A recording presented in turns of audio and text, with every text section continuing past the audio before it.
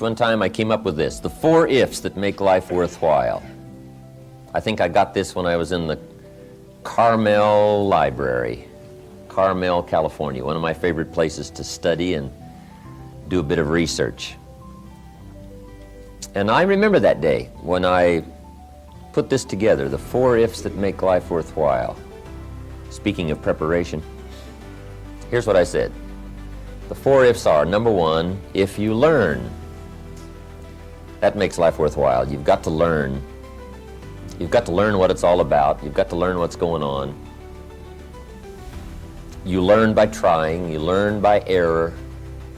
You learn by doing it right. You learn by doing it wrong. You learn from other people's experiences. There's all kinds of ways to learn. Never cease your quest for learning. Never stop learning. It makes life worthwhile if you learn. Then I said, the second if that makes life worthwhile is if you try. You've got to do something with what you've learned.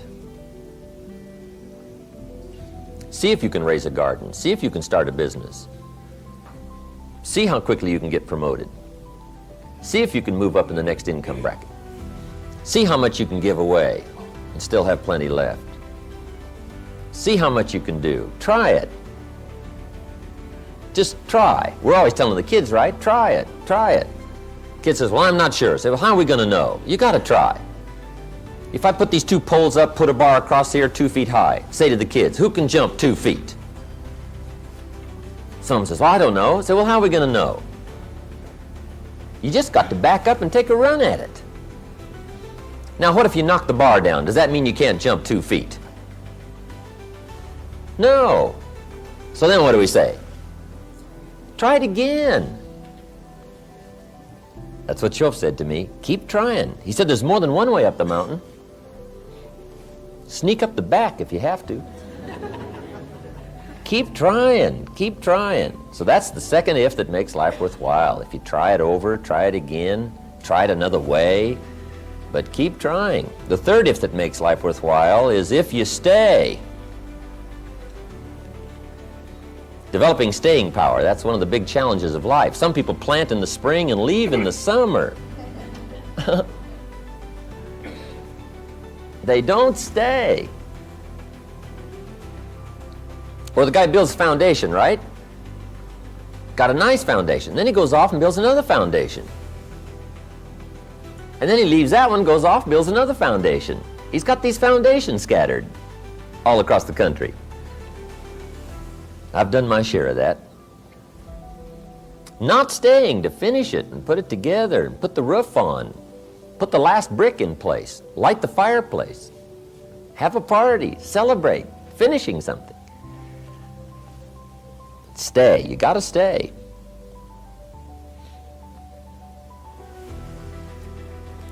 We asked one of my good friends, Jim Cardwell, in Phoenix one time. I said, Jim, what are you good at? He said, starting over. So that's one of my better things, is starting over. He's a character. Asked him if he was good at any particular sport, and he said, yes, skating on thin ice.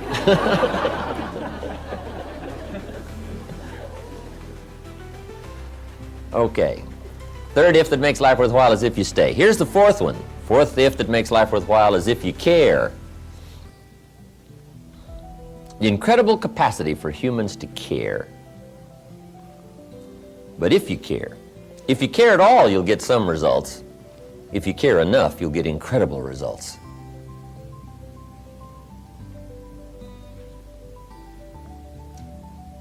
Now, that wasn't too complicated a speech, right? Just 4 simple ifs that make life worthwhile. But it does take some time, take some research, consciously, get your notepad out, get your journal, read the books. But now then, even though you don't have a speech to give, just get ready for tomorrow's conversations today. Get ready for next month this month. Get ready for next year this year.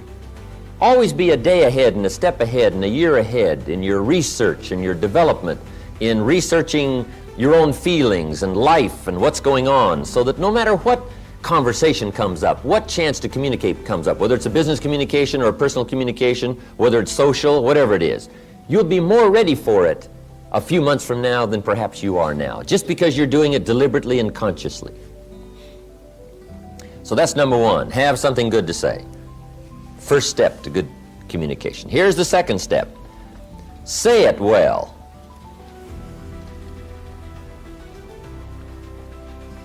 Part of communication is saying it well.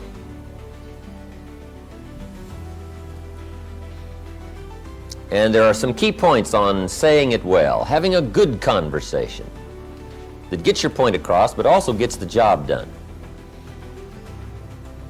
Saying it well is a matter of repetition, conscious repetition.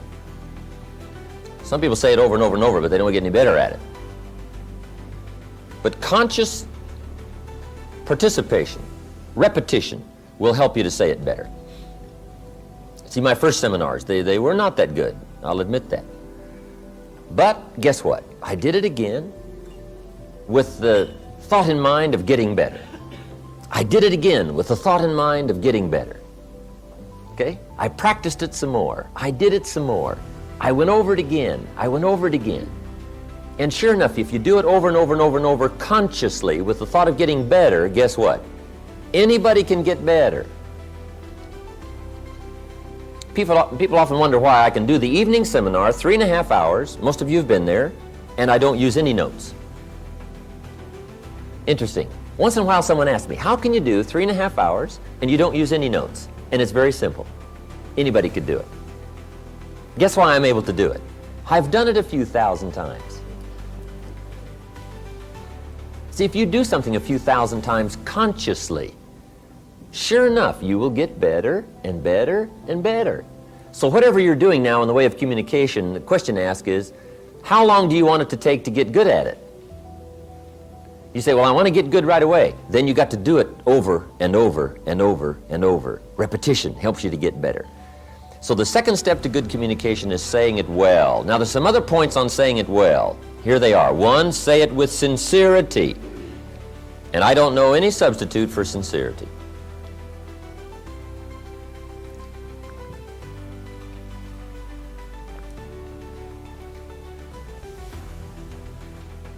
Almost everybody wants the feeling from someone else that you are being sincere, that you're not playing games with me, that you're really disclosing to me your true feelings, your true awareness, what's going on in your life and your heart and your soul and your mind. Sincerity, there's no substitute for that.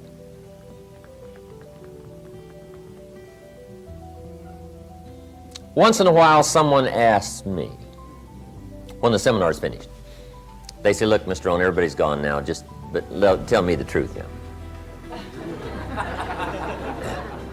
That story you tell about meeting Mr. Schoaf when you were 25 years old, and he hired you, you went to work for him, spent 5 years with him, he taught you the principles, how to turn your life around. Said, now that's just a story, right? That didn't really happen. Isn't that just a story to make all this sound good? Isn't that interesting that somebody would ask me if that was just a story or not, or if it really happened? To be sincere, it's got to be true. You just can't come up with sincerity telling an erroneous story. Now, you might make it sound sincere, but sure enough, someday it'll come back to haunt you. Saying it well is saying it sincerely. Saying it well is saying it accurately. You don't want a lack of credibility to creep into your communication. So you just got to be sincere. Tell the truth. The truth is so powerful, you don't need to dress it up with fiction. Another part of saying it well is saying it with brevity. Don't linger too long on any one point, because I got a good disclosure for you. The human attention span is short. You can't linger too long on any one thing. You've got to move along. So brevity. I used to tell long stories. And I stretched them out so long, people forgot the beginning by the time I got to the end. And now the end doesn't make much sense, right? Because you can't hook them both up. I just drug them out too long, too long. People get weary. You just got to practice being brief, being brief, being brief. Short, short. Attention span is short. The best practice on this is to practice with kids, because their attention span is really short, right? And they don't mind telling you, right? You start talking to the kids, right? And kids say, how long is this going to take, right? I mean, right away they get the feeling you're going to take 30 seconds. And you should only take 10, right? I mean, they get bored right away. So short, short. Make your stories short. Be brief in your illustrations. If you're going to say, here's something that happened to me one time. Don't give people a feeling now that you're about to launch into a 20-minute story. Just make sure you get the feeling across that you're going to be brief. It isn't going to take long. You're going to get the story across. And I guess part of that is our high-powered, speeded-up way of living, especially in this country. But it is true. If you want to be effective in communication, you got to be brief. On any one point, you can't linger long. And I think I've lingered long enough on that point. Next, saying it well is saying it with style. Now, part of style is your personal style. And this involves a whole lot of things. It can involve gestures. It can involve facial expressions. You talk with your eyes. You know, you speak with your facial expressions as well as with your words. Some people talk more with their hands. That's part of your style. Gestures, all of that. Now here's the key on this, is to develop your own style. However, be a student of style. First, have something good to say. Second is to say it well. Consciously say it well. Practice saying it well. Get to where the words come more clearly, more freely. Things you used to stumble over when you talked a year ago, you just correct that. You just correct it and correct it so that now it flows better. Shorten the stories, used to be long, now they're shorter. You just do all that consciously, so that you get better and better at it, saying it well. Okay, here's the third step to good communication. And this is so important. Read the effect you're having. When you communicate, see, that's just major.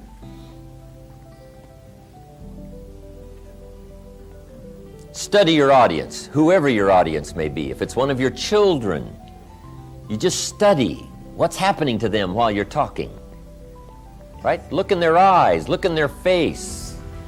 Analyze what's going on between you and whoever you're talking to, another person. Whether it's a business conversation or a social conversation, you've got to be keenly aware of what's happening to whoever you're communicating with. Now, a real challenge is communicating with an audience. We had about 1,200 people the other night in Orange County, right?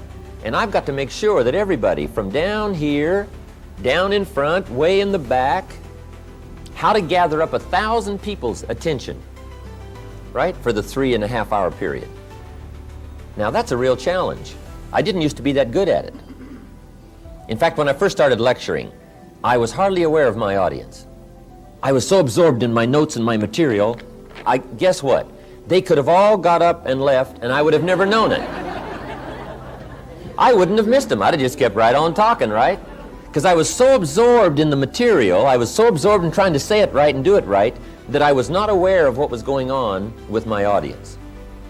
But you've got to read the effect you're having for a really effective communication. Now, if it's just an informal communication situation, you can just ask the question, do you read me? Right? Does it make sense? Did I say it well? And you get this feedback right. So you can actually start checking how you're doing with somebody if it's informal. You can just ask, okay? Now, what you've also got to learn to do is read some of the subtle things that are going on with whoever you're talking to. Because especially humans, especially adults, you know, when we get a little older, we have these tricky ways of of looking like we're interested when we're really not. And if you want to be a good communicator, you just got to pick up some of those signals. Now, part of it you can pick up by what we call body language. Some people just sort of quickly disclose their feelings about whether or not you're effective or it's coming across, and they just sort of relay to you by their, what we call body language. It's kind of a new study. I haven't studied that much about it, but there is a book called How to Read a Person Like a Book. How to Read a Person Like a Book by Nuremberg.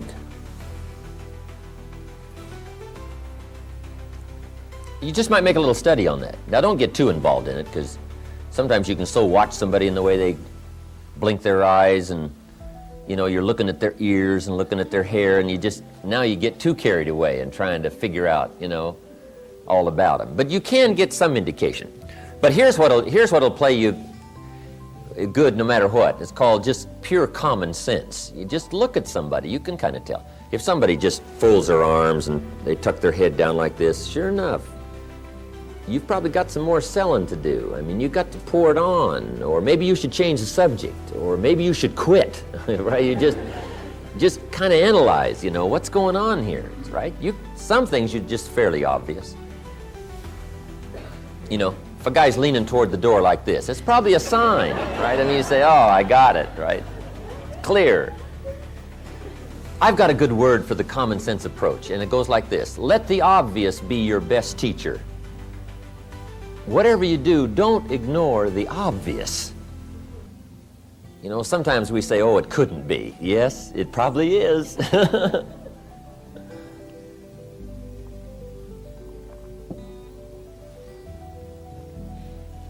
But adults especially, sometimes this is a bit tricky.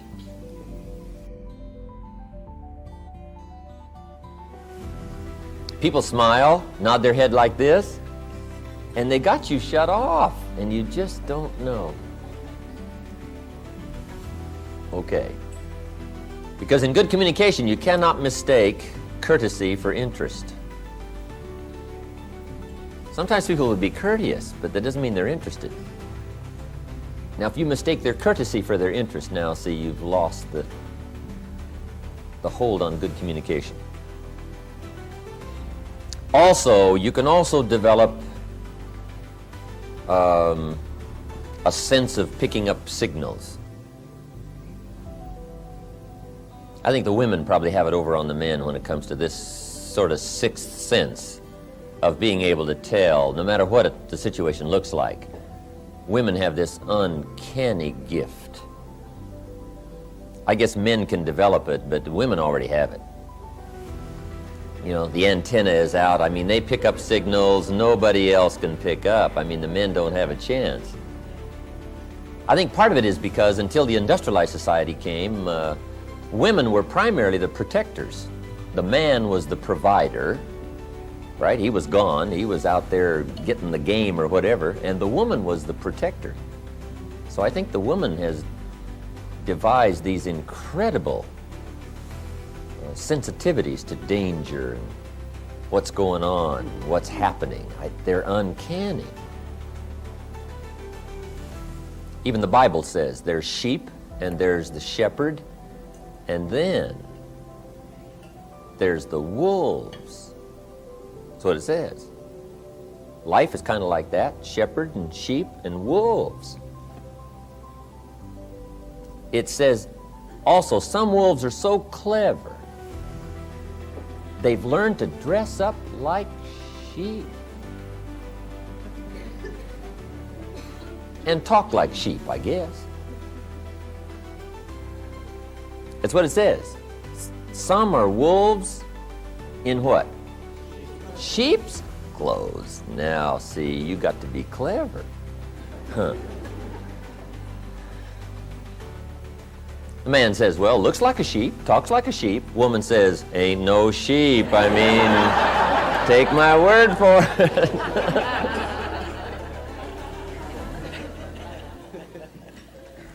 But that's that long developed instinct, I guess, right? In the middle of the night, she says, wake up, something isn't right out there. He says, right? I mean, he's gone, right? She says, no, something. right? She has this uncanny sense. So that's part of, being able to read is picking up. Mr. Shove called it signals. He says we all throw off signals, vibrations. I don't understand all I know about that. Have you heard the expression, a dog can tell whether or not you're afraid of him? I guess that's true. We throw off a certain kind of signal, and animals, right? They just pick it up. They pick it up. They know. And you can't fake them out, right? You can say, I'm not afraid of you. Dog says, who are you kidding, right? I mean, come on. Okay, being able to read. That's so important, reading your audience. How you're doing. Should you speed up? Should you slow down? Should you change the subject? Should you be a little stronger? Just be more aware of whoever you're talking to, right? Look a little more intently at somebody. Try to pick up what's happening between you and the audience, or the person, or the child, or the business partner. You can't believe how it will affect your ability to communicate if you'll practice this part of picking up what's happening between you and someone else. Now here's number 4. Then we're going to take our first break. The 4th step to good communication is intensity. Strong feelings. Here's what changes the whole effectiveness of good communication. Strong feelings. In affecting other people with words, here's a key breakdown to keep in mind. And it goes like this. To affect other people with words, it's 20% what you know, and it's 80% how you feel.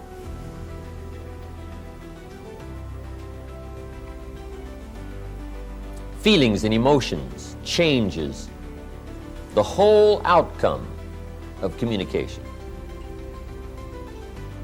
Intensity. Words loaded with emotion have the best effect.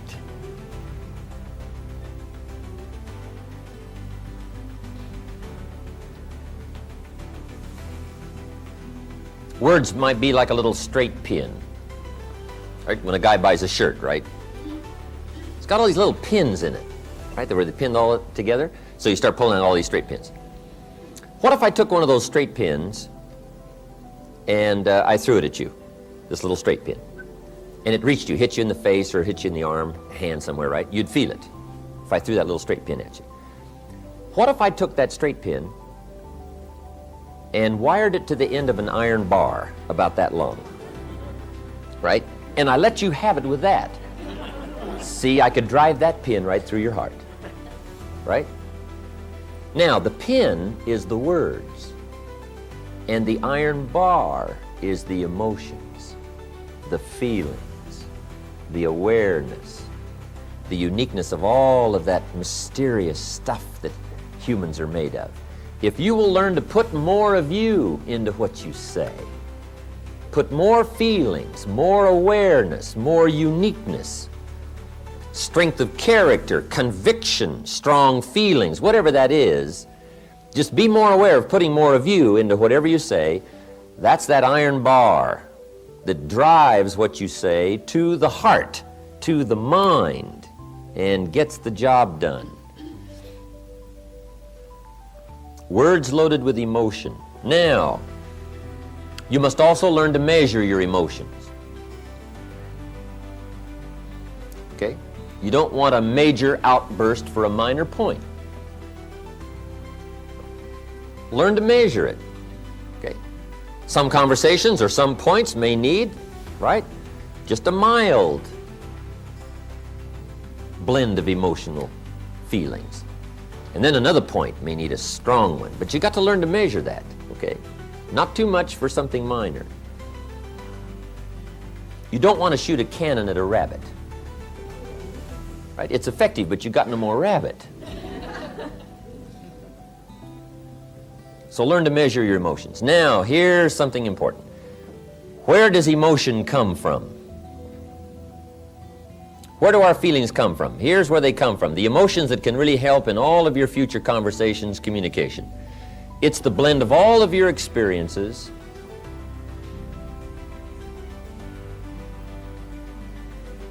and how they have affected you. The blend of all of your experiences and how they have affected you.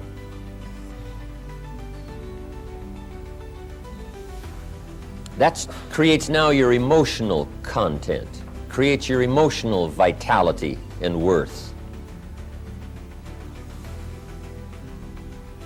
So that's part of the getting ready experience on the emotional side. Be aware of your feelings. Be aware of your emotions. And as that experience grows, now when you get ready to talk, you've got the blend of knowledge and the blend of feelings to put into your conversation. And that's what creates the power.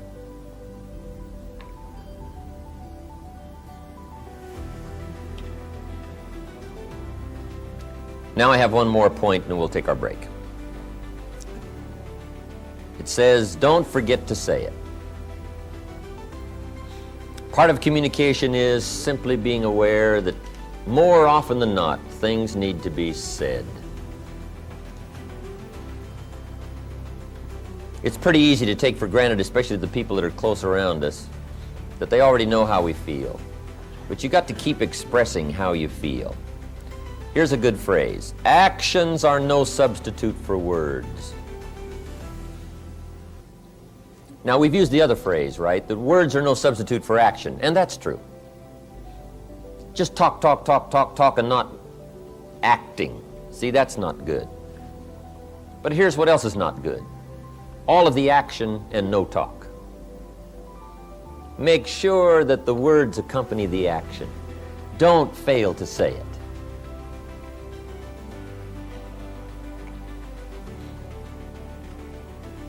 Probably one of the greatest difficulties in married life is this breakdown in communication, not clearing the air often enough, not keeping this open dialogue going constantly. One thing I found out, take nothing for granted. Say, well, surely they understand. Well, just explain it one more time. Just say it one more time. Don't take a chance that whether they know it or not. Bring up the subject again. Make sure it's clear. It's too easy to let it slide and not make it clear.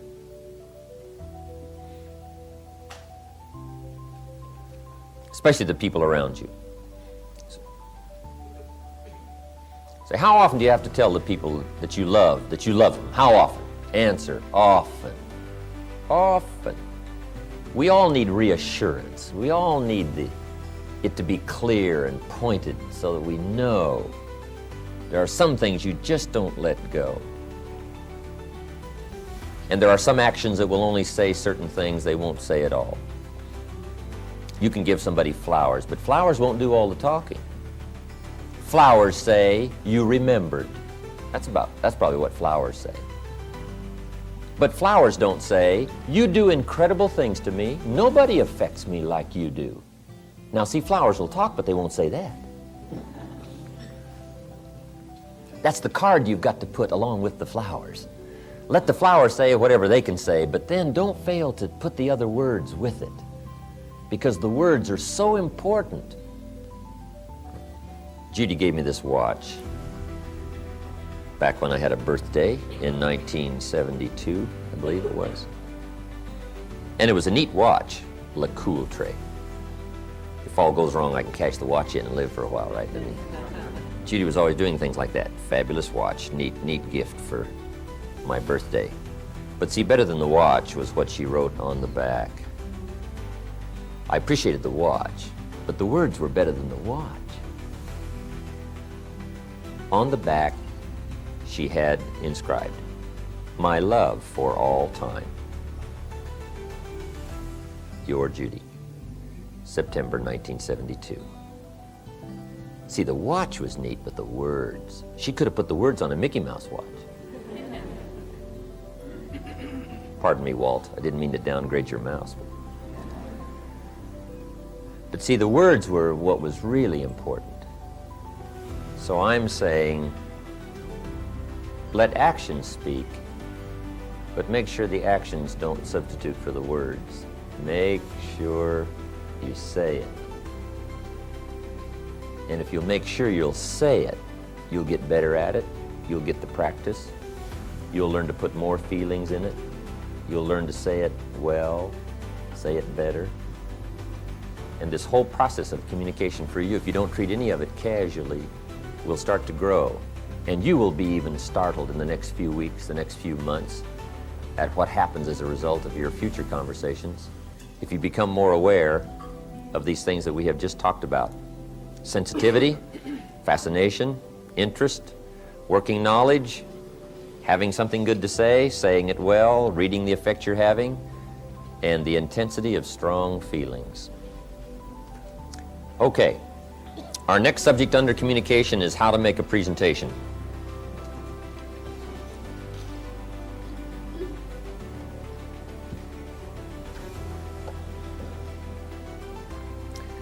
And whether it's a presentation to a child, or a presentation to a business client, or a sales presentation, or whatever kind of presentation, we're all making presentations all day long, every day, business, social, personal, whatever. I have 4 parts to the presentation for you to consider.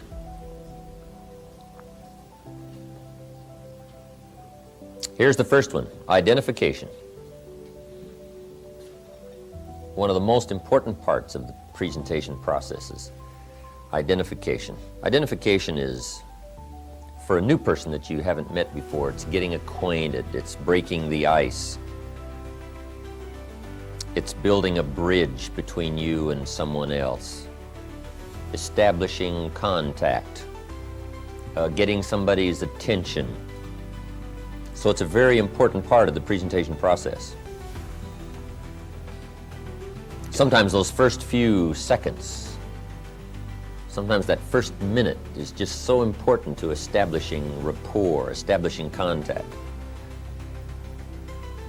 Somebody once said, you never have a second chance to make a first impression. So sometimes how those opening seconds go is very important. But that's identification, getting acquainted. Some people find this easy, some people find it more difficult.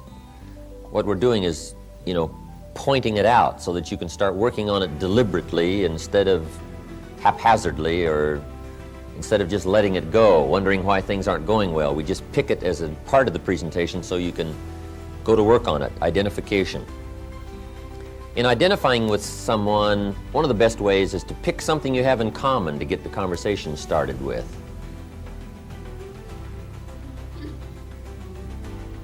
Somebody mentioned during the break they attended this leadership seminar up at the ranch. You were up there 3-4 years ago. And everybody got acquainted up there real easy. And the reason is because when you met somebody new, you would say, hi, how are you? Did you get as lost as I did trying to find this place?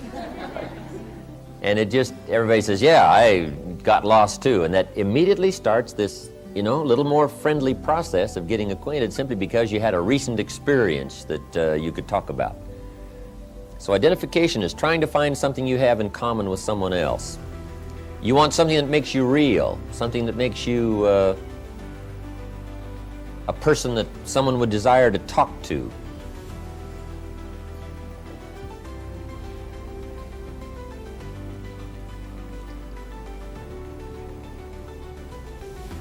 In the identification process, we use this little mental phrase. We want somebody to say, me too. Say, well, here's what happened to me. Somebody says, well, me too. I got lost. They say, well, me too. Here's how I felt. Someone says, I understand how that feels. Me too. Here's a reaction you don't want. The reaction called, so what?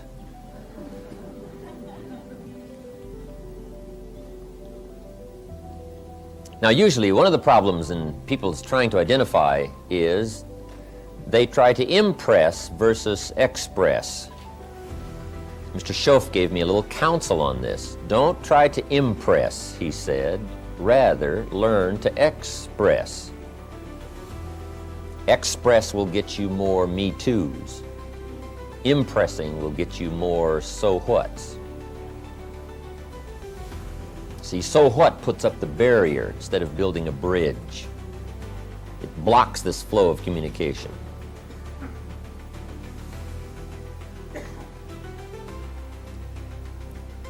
Usually when we introduce somebody, the introduction's usually full of so whats.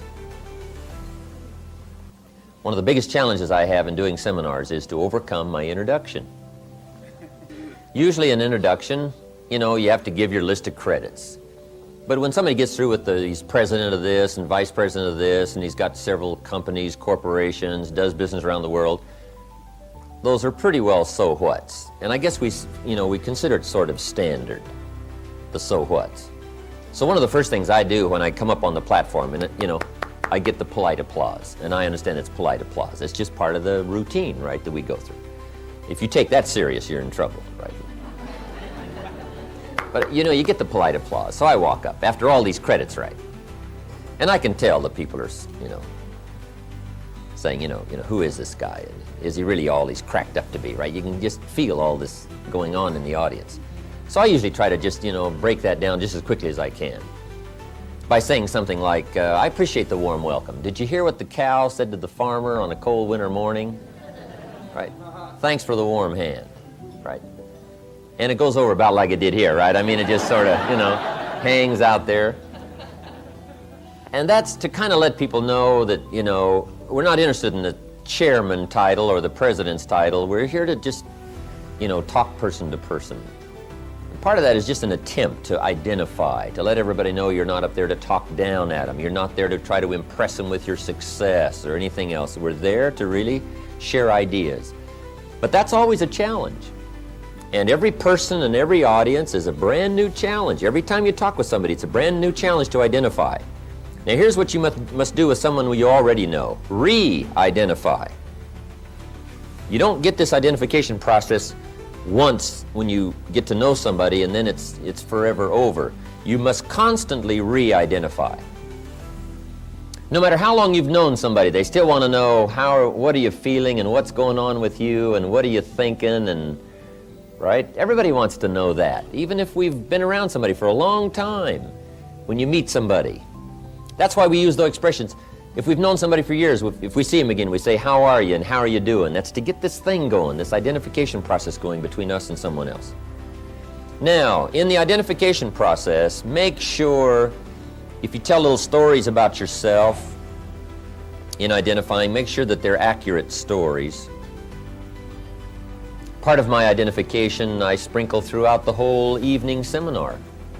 My little story about meeting the little Girl Scout, selling me Girl Scout cookies, right? That's just a little story to try to keep identifying with my audience, to keep them on my side, right? That's identification story, right? She gives me this unique presentation, asked me if I want to buy, and I wanted to, but I didn't have $2. Now see, I can almost hear everybody out in the audience say, I know what that's like. I've been caught without any money. I know how embarrassing that is. See, that's an identification story. Somebody says, I know how that feels. And I say, to this day I can remember the pain. Somebody says, I've had some of that pain too. I know what that's like. All of that is identification. So you have to re-identify. If you're talking with somebody over any length of time, you just re-identify little stories, things that's happened to you. So go back over your life and pick out the things that will identify with people. Now you've got the challenge of also identifying with a variety of people from different backgrounds and different businesses than your own. And you just learn to do that, different age groups. Part of it is just being more aware of what's going on in the world so that you can just intelligently talk about some things with people from almost any walk of life. Okay? Jesus, the master teacher, was probably one of the great identifiers of all time.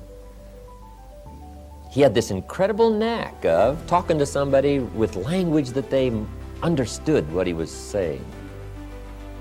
One day he said to those around him, "Today I'm going to teach you how to fish." Guess who he was talking to? A bunch of fishermen. He said, "Gentlemen, today we're going to have some lessons on how to fish. Only I don't want to teach you how to fish for fish, because you already know how to do that. What I want to do is to teach you how to fish for people." Now, see, he couldn't have chosen a better identification. He didn't say, "I'm going to teach you how to recruit." I mean, what do they know from recruiting? No. He said, "I'm going to teach you how to fish." Now, when you're talking to fishermen, that's clever, right? You don't say recruit when you're talking to fishermen. You say fish. See, that's incredible. You just learn when you talk fishermen, talk a little fish talk, right? If you talk to lawyers, just talk a little lawyer talk. I mean, you just learn how, right? Go sit in the courtroom and, learn a little lawyer talk if you're going to talk to lawyers. Or get in trouble and go to court, right? And sit on the witness stand and whatever. Just so that you can learn to identify. See, I've been through it, I know it, and analyze who you're talking to and see if you can't pick out certain ways to identify. Now, of course, there's some stories that are common to us all. And sometimes it doesn't take much of a story to identify.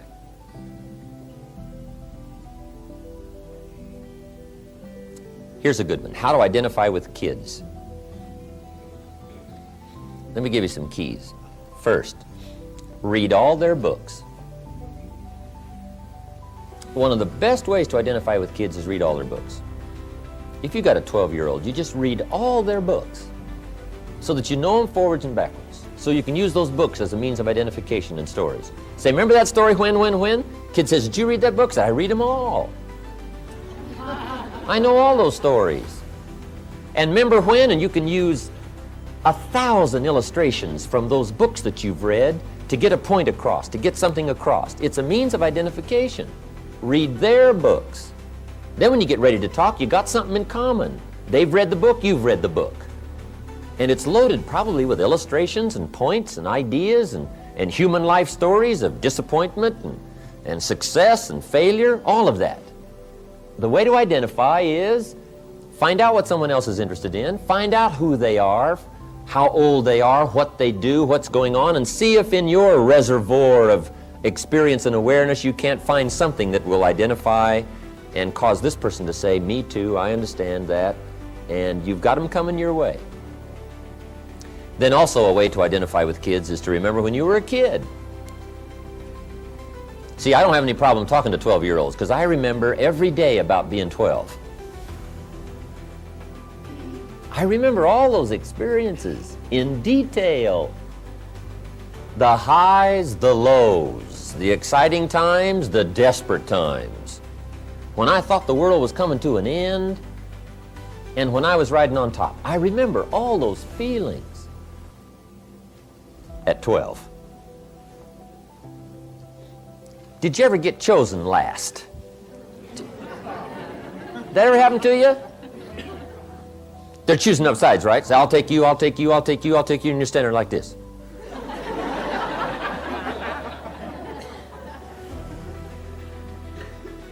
See, all you got to do is go back over, search around in your life. You can find 1,000 ways to identify with all kinds of people from your own life experiences. Okay? You don't have to go anywhere else except to your own life to come up with all kinds of ways to identify with anybody. But here's what you got to do. You got to do it consciously. Consciously, deliberately. What can I pick? What can I think of that will help this conversation, that will get my idea across? Who am I talking to? Oh yes, here's what I'll use. Right? Your mind just, like a computer, starts picking up all these things. This is why it's so important to keep a journal. And when you think of a life experience and say, oh, I could use that life experience in a variety of ways. You put that life experience in your journal, you go over it, you think about it. Then when you get ready to talk, it's instant recall. You'll remember it. And you can't believe what you can do with people from all walks of life, business, social, personal. If you will learn the identification process, do it deliberately, Pick out things that you have in common, feelings you have in common with everybody. Okay? Identification. And then pick up stories from all kinds of life situations that are similar to yours. Somebody had a feeling of disappointment. You say, I know what that's like, but I'm going to use that story to illustrate disappointment. Just be aware, the movies you attend and the books you read and the stories you hear. Be a gatherer of life's experiences so that you can use them all for points of reference and points of identification. When a teenager watches the movie Gone with the Wind, they see one kind of movie. When you're in your 20s and 30s and you see Gone with the Wind, you see a different kind of movie. Right? When you get along into your 40s, 50s, sure enough, it's a different kind of movie. Because now you're reading between the lines. Now you're sensing what the real tragedy was, what the complications of life were. It's altogether different at 40 than it is at 14. Same movie, only now you're seeing it. You're picking up all the different parts of the story and the feelings of the story. It's getting to you. But that's part of the identification process. Just be more aware of what you see and what you read and what's happening to you so that you say, oh, there's something I could use, there's something I could use. I'll use that. The next time I talk to people like this, I'll tell them this, I'll tell them this, I'll use this story. That's part of the identification process, building this bridge.